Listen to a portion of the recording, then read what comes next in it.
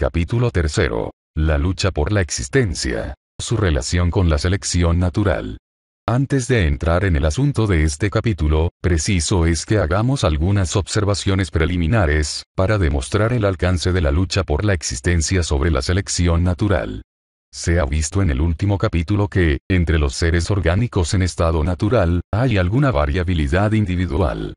Pero la mera existencia de variabilidad individual y de algunas pocas variedades bien marcadas, aunque es necesaria como fundamento para nuestro trabajo, nos ayuda muy poco a comprender cómo brotan de la naturaleza las especies, pero, ¿cómo?, se preguntará, sucede que las variedades que hemos llamado especies incipientes llegan a convertirse, por último, en especies legítimas y distintas, que en la mayor parte de los casos se diferencian de la misma especie. ¿Cómo nacen esos grupos de especies que constituyen los llamados géneros distintos y que se diferencian unos de otros más que las especies del mismo género? Todos estos resultados son consecuencia de la lucha por la existencia. Debido a esta, las variaciones, por pequeñas que sean, y cualquiera que sea el origen del que provengan, si en algo son provechosas a los individuos de una especie en sus relaciones infinitamente complejas con otros seres orgánicos y con sus condiciones físicas de vida, tenderán a la conservación de dichos individuos, y serán generalmente heredadas por la descendencia. De este modo tendrán también mayor probabilidad de sobrevivir, pues de los muchos individuos de una misma especie que nacen periódicamente, solo un reducido número puede conseguir este privilegio. Hemos llamado al principio por el cual se conserva toda variación pequeña, cuando es útil, selección natural, con el fin de hacer ver su relación con la facultad de selección del hombre. Hemos visto que el hombre puede producir por la selección grandes y positivos resultados y adaptar seres orgánicos a usos propios, acumulando variaciones pequeñas pero útiles, que recibe de manos de la naturaleza. El término lucha por la existencia se emplea en sentido amplio. Debemos advertir ante todo, que usamos esta expresión en sentido amplio y metafórico, el cual incluye la dependencia de un ser respecto de otro, y lo que es más importante, incluye no solamente la vida del individuo, sino también el éxito al dejar progenie. Dos animales caninos, en tiempo de hambre, luchan mutuamente por conseguir el alimento que necesitan. Pero la planta que nace en los linderos del desierto lucha por la existencia contra la sequía, aunque con más propiedad se diría que depende de la humedad. De una planta que produce anualmente 1000 semillas, de las cuales solamente una, por término medio, llega a la madurez, puede decirse con más exactitud que lucha con las plantas de la misma clase y con las otras que ya ocupaban el terreno en que ella se levanta.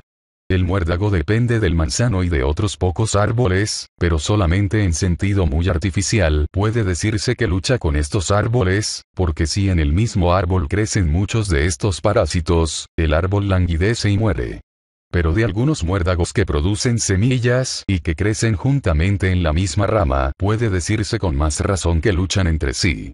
Y como el muérdago es diseminado por los pájaros, de estos depende su existencia, pudiendo metafóricamente decirse que luchan contra otras plantas fructíferas, para tentar a los pájaros a que los consuman y que de este modo esparzan su semilla. En estos diversos sentidos, en que se funden los unos en los otros, creemos conveniente usar el término general lucha por la existencia. Razón geométrica del crecimiento. Luchar por la existencia es inevitable consecuencia de la elevada proporción en que tienden a aumentarse todos los seres orgánicos. Todo ser que durante el tiempo natural de su vida produce varios huevos o semillas, necesita sufrir destrucción durante algún periodo de su vida y durante alguna estación o en alguno que otro año, porque de otro modo, por el principio del aumento geométrico, llegaría pronto su número a ser tan desordenadamente grande, que no habría país capaz de soportarlo. De aquí que, como se producen más individuos de los que es posible que sobrevivan, tiene que haber forzosamente en todos los casos lucha por la existencia, ya sea del individuo con otro de la misma especie, o con los de especies distintas, o con las condiciones físicas de la vida. Esta es la doctrina de Malthus aplicada con múltiple fuerza al conjunto de los reinos animal y vegetal, porque en este caso no hay aumento artificial de alimento y limitación prudente de enlaces de los dos sexos. Aunque en la actualidad algunas especies aumenten en número, con más o menos rapidez, todas no pueden hacerlo así, porque no cabrían en el mundo. Esta regla no tiene excepción, porque todo ser orgánico se aumenta naturalmente en tan alta proporción que, si no se lo destruyera pronto, la Tierra estaría cubierta por la progenie de una sola pareja. Aún el hombre, que es lento para reproducirse, se duplica en 25 años, y en esta proporción, en menos de 1000 años su descendencia no tendría literalmente sitio en el mundo para estar de pie. Casi toda planta silvestre en pleno desarrollo produce anualmente semilla, y entre los animales hay poquísimos que no se aparean todos los años. Este hecho nos hace asegurar con confianza que todos los animales y plantas tienden a aumentar en proporción geométrica, que todos se reproducirían rápidamente en toda estación en la que de cualquier modo pudiesen existir, y que es menester que dicha tendencia geométrica de crecimiento sea detenida por la destrucción, en algún periodo de la vida. Al mirar la naturaleza es necesario no olvidar que cada ser orgánico está luchando con todos sus esfuerzos para aumentar su número. Que cada uno vive merced a la lucha en algún periodo de su vida. Que la destrucción severa cae inevitablemente, tanto sobre el joven como sobre el viejo, durante cada generación o con intervalos que se repiten. Aligérese un obstáculo cualquiera, mitíguese la destrucción por poca que sea, y el número de las especies crecerá casi instantáneamente hasta alcanzar una suma que no podrá menos que sorprendernos. Naturaleza de los obstáculos al aumento. La cantidad de alimento para cada especie da naturalmente el límite extremo al que puede llegar en su crecimiento. Pero con mucha frecuencia no determina el número medio de una especie el alimento que pueda obtener, sino el que sirva o no de presa a otros animales. El clima desempeña también un papel importante en la determinación del término medio del número de una especie, y parece ser que de todos los obstáculos, los que más efectos causan son las estaciones periódicas de frío o de sequedad extremas. La acción del clima obra principalmente reduciendo el alimento, lo que causa la lucha más severa entre los individuos, ya sea de la misma, como de distintas especies que usan la misma alimentación. Más aun cuando el clima obra directamente, por ejemplo, cuando reinan intensos fríos, los individuos son menos vigorosos, y por consiguiente, los que menos alimento tienen al avanzar el invierno son los que más sufren. Cada especie, aun en el sitio en que más abunda, sufre una constante y enorme destrucción en algún periodo de su existencia, a causa de los enemigos que compiten por la zona y el sustento.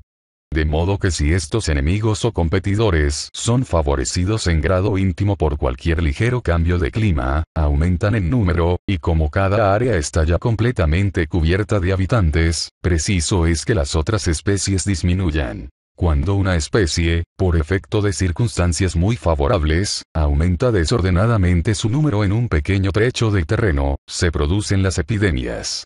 Así ocurre generalmente con nuestros animales de caza, porque este obstáculo limita su número independientemente de la lucha por la existencia. Las relaciones complejas de los animales y plantas entre sí, limitan la lucha por la existencia. Muchos casos se registran que demuestran cuán complejos e inesperados son los obstáculos y relaciones existentes entre los seres orgánicos que tienen que luchar juntos en un mismo país. Pero aquí solo daremos un ejemplo, que, aunque sencillo, nos interesa que se conozca. En Staffordshire, en la finca de uno de nuestros parientes, contábamos con grandes medios de investigación y dimos con un gran brezal, estéril en extremo, que nunca había sido tocado por la mano del hombre, aunque unos cuantos centenares de terreno exactamente igual habían sido cercados 25 años antes para ser plantados de pinos. El cambio en la vegetación natural de la parte plantada del páramo fue notabilísimo, y mayor del que generalmente se ve al pasar de un terreno a otro completamente distinto. Pues bien, no solo el número proporcional de las plantas del brezal había cambiado por completo, sino que 2 especies de plantas, no incluyendo entre ellas hierbas ni cálices, florecían en las plantaciones, y en vano se las hubiera buscado en el terreno baldío. El efecto sobre los insectos debió haber sido aún mayor, pues eran muy comunes en la parte plantada 6 clases de pájaros insectívoros que no se veían en la inculta, frecuentada por 2 o 3 clases distintas de los mismos. Vemos también, por ejemplo, que el ganado determina absolutamente la existencia del pino, así como en algunas partes del mundo los insectos determinan la existencia del ganado. La lucha por la existencia entre individuos y variedades de la misma especie es la más encarnizada.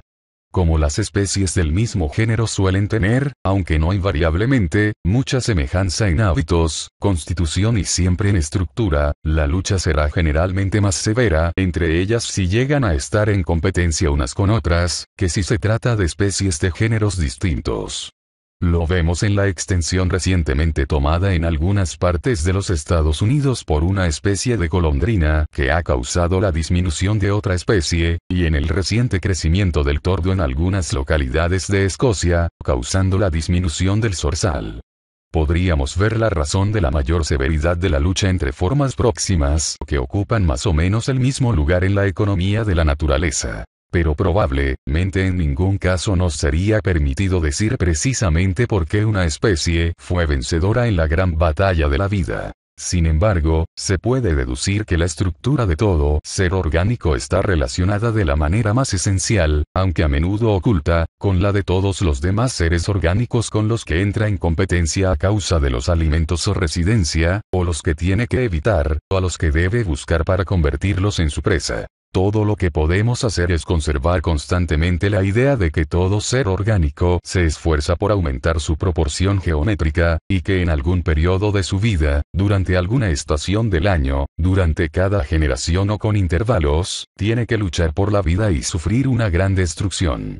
Cuando reflexionamos acerca de esta lucha, nos podemos consolar con la plena creencia de que la guerra de la naturaleza no es incesante, de que no se siente el miedo, de que la muerte es generalmente pronta, y de que los seres vigorosos, saludables y felices sobreviven y se multiplican.